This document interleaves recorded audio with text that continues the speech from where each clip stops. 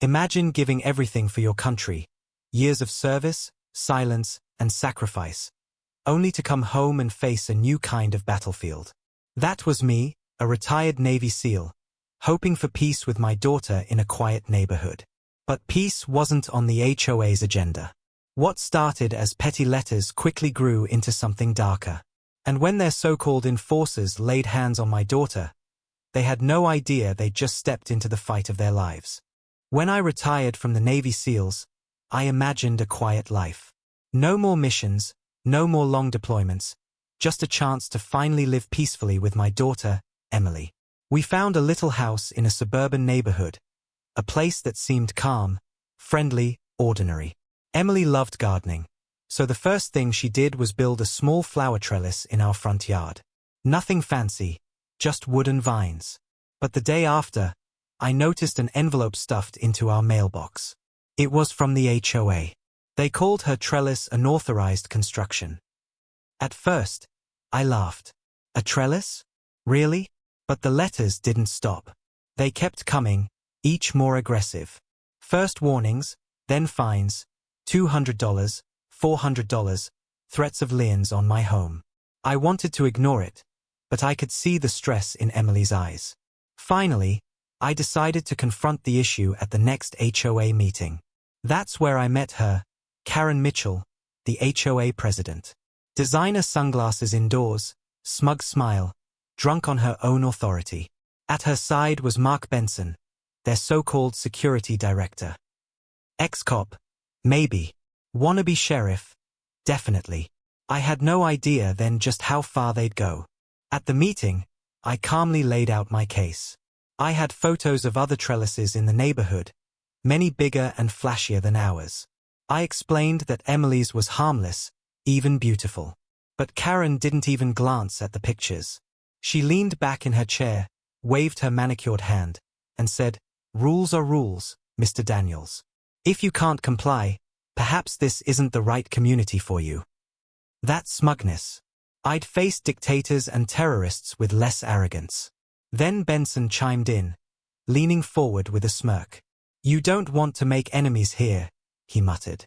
A threat wrapped in false politeness. Before I could respond, Emily stood up. My daughter, 20 years old, fiery, fearless. She looked Karen dead in the eye. "You're targeting my dad because you think you can push him around," she snapped. "He's done more for this country than you ever will." The room went dead silent. For a moment, even Karen didn't know what to say. Then her lips tightened into a thin smile. Benson muttered again, low and threatening, "Careful, little girl. You don't want to make enemies." We walked out, thinking it was over. But it was only beginning. 2 days later, Emily came home shaken.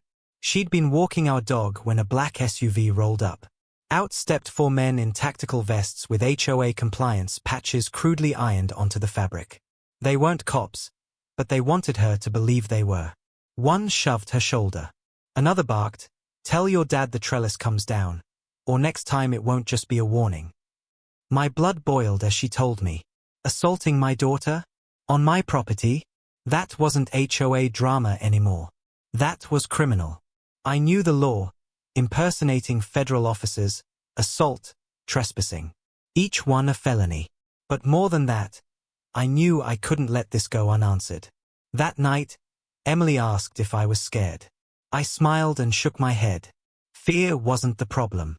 The problem was restraint. Because if they thought they could intimidate us, they had picked the wrong house. And when their SUV came back the next evening, I was waiting. The SUV pulled up, headlights flooding my driveway. 4 men stepped out, swaggering like they owned the place. Emily stood behind me, phone in hand, recording everything. My training kicked in instantly.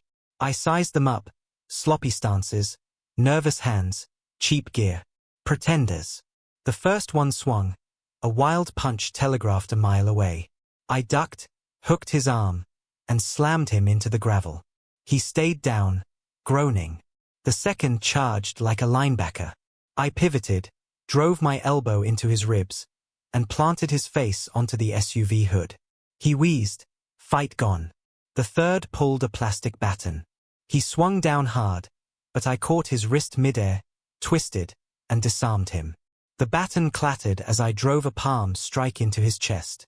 He crumpled. The fourth hesitated. His eyes darted between his fallen buddies and Emily's camera. I stepped forward, calm and steady. "You've got two choices," I said. "Drop the act and walk away, or keep pretending and spend the night in jail." He bolted into the SUV, tires squealing as he fled. The others groaned on the ground. Emily whispered, "Dad, you just took down for men like it was nothing." Minutes later, the real deputies arrived, lights flashing. Two of the enforcers were still moaning on the ground. Emily handed over the video. I gave my statement. One deputy looked at me, eyes wide.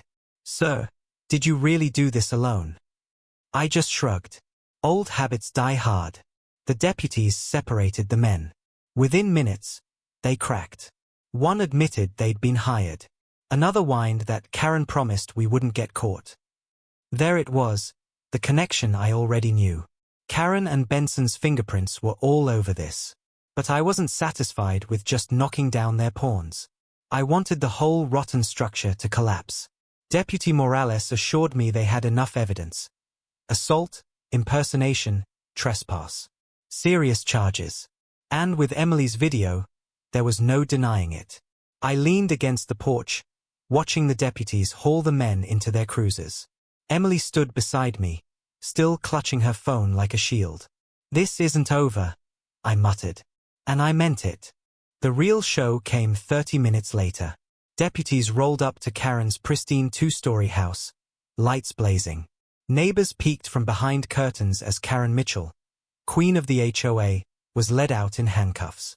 She shouted excuses the whole way. "This is a misunderstanding.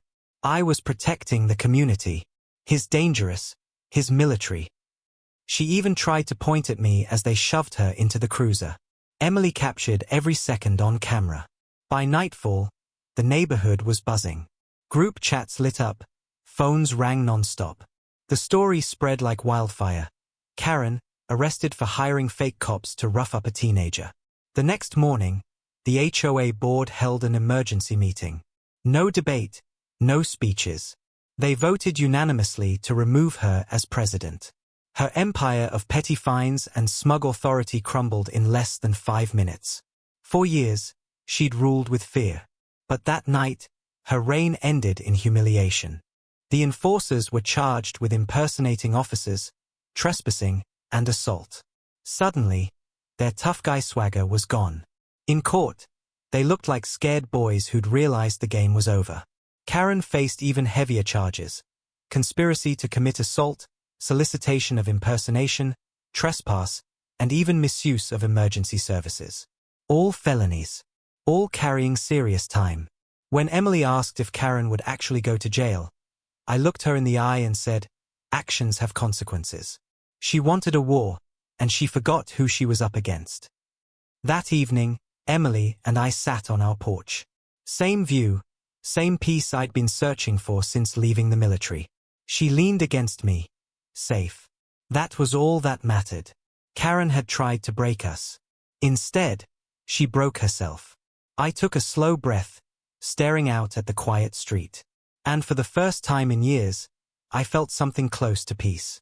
But let me be clear, if anyone else ever thinks about threatening my daughter, they better remember one thing. You don't pick a fight with a Navy SEAL.